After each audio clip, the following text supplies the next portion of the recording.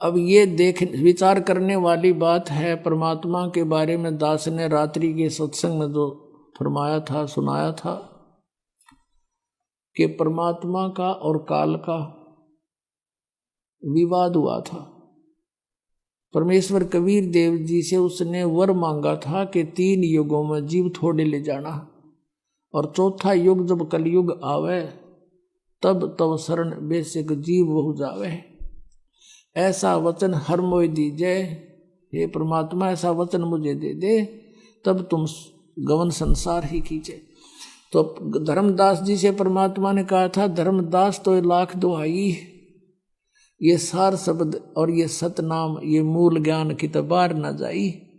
मूल ज्ञान बाहर जो पढ़ी बिचली पेढ़ी हंस नी तरही।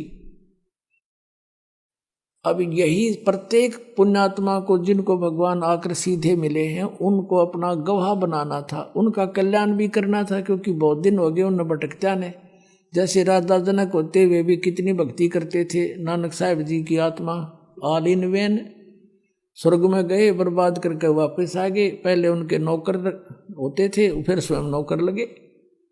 कोट जन्म तन भरमत हो गए, कुछ नहीं हाथ लगा रे, कुकर सुकर खरबा बोरे कौआ हंस बगारे। भगवान बताते यहाँ तो यह बिरान माटी रहेगी तुम्हारी। तो ऐसे ही इन पुण्यात्माओं को मिले थे और इनको यही नाम दिया, सतनाम दिया। लेकिन इनसे प्रतिज्ञा करवा ली थी कि आगे बच्चा देना नहीं। वैसे नहीं कि किसी को नहीं बताना, कारण बता के सबको समझाया था कि यदि इस सतनाम के 2 अक्षर का, और काल में पता लग गया काल के दूतों को, तो वो सभी यही नाम देने लग जाएंगे। यदि गुरु ग्रंथ साहिब के अंदर यूं 2 अक्षर का नाम डिक्लेयर होता तो ये नकली पंथ राधा स्वामी, धन धन सतगुरु, जय गुरुदेव वाले, दुनोद वाले, आगरा वाले, व्यास वाले, ये गंग वाले, ये भी 2 मंत्र का अक्षर देते होते। फिर हम भिन्नता कैसे बताते कि ये नकली है। और ये दे नहीं सकते क्योंकि अधिकारी नहीं। अधिकारी के बिना दिया हुआ यो मंत्र काम में नहीं करे। जैसे डुप्लीकेट पासपोर्ट कैसे चलेगा। तो आज परमात्मा कहते हमारे लिए समस्या पैदा कर देगा यू काल। ये सभी आत्मा जो राधा स्वामी पंथ में, धन धन गुरु सतगुरु पंथ में या अन्य पंथ में गई हैं, ये से तो परमात्मा के ही बच्चे सारे। लेकिन अब इनके भी हित में है यू। उनको उनका तो पता है उनके गुरु जी के नाम देते हैं, और उधर से ये गुरु नानक देव जी की दुआई भी देते हैं कि उन जो भक्ति करी हुआ है मोक्षदायक थी। और वो ये कहते हैं उनके नकली गुरु कि गुरु नानक देव जी ने भी ये 5 नाम जपे सी, और गुरु ग्रंथ साहिब में 5 नामा का जिक्र आंदा है। वो कौन से 5 नाम थे वो दास बताओ। ये थे वो 5 नाम इन 5 प्रधाना के अंदर जो ये बैठे हैं कमलों में। अब संकेत देकर चले गए।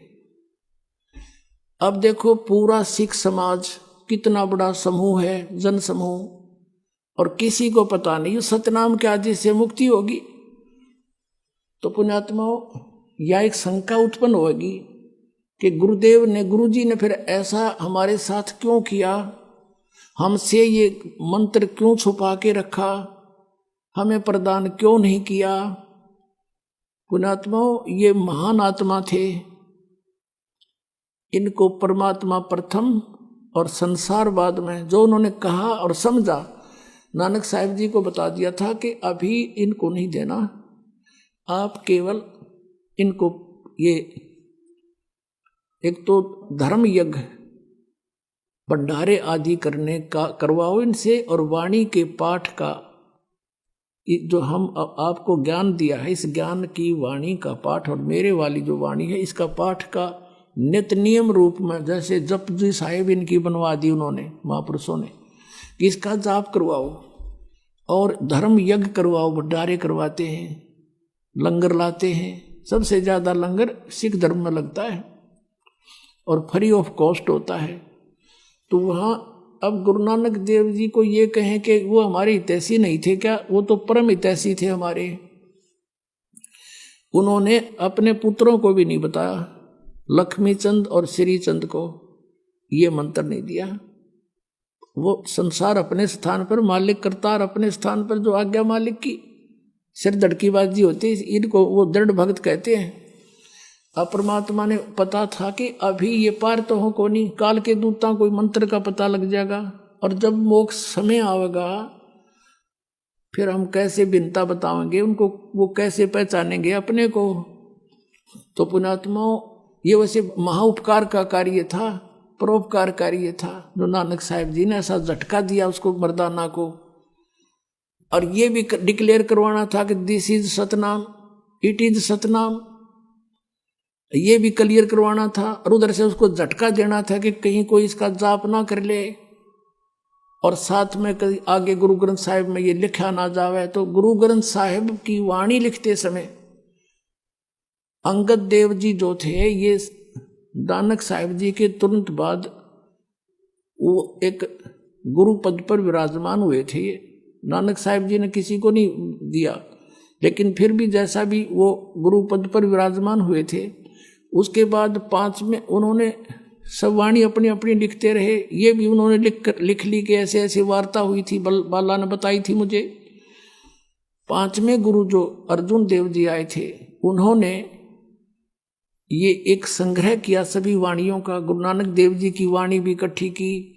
तो उस समय उन महापुरुषों ने इस बात को मद्देनजर रखा कि कहीं ये सतनाम, ये 2 अक्षर का मंत्र गुरु ग्रंथ साहब में आ गया, लिखा गया या वाणी, तो आने वाले गुरु ग्रंथ के पाठक इनको पढ़ेंगे और जाप भी कर लेंगे, तो गुरु जी की आज्ञा की अवहेलना हो जाएगी।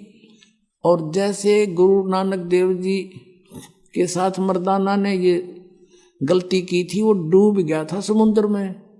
इसलिए कहीं कोई सिख और इसका नाम जप कर ले और गुरु जी की आज्ञा का अवहेलना हो जाए, उसको हानि ना हो जावे, इसलिए उन्होंने उसमें लिया नहीं। गुरु ग्रंथ साहिब में वो कंप्लीट मंत्र इकट्ठा नहीं लिया, ऐसी भी वाणी है तो वो छोड़ दी शेष। लेकिन फिर भी गुरु ग्रंथ में कहीं ना कहीं सोहम शब्द अवश्य है अकेला।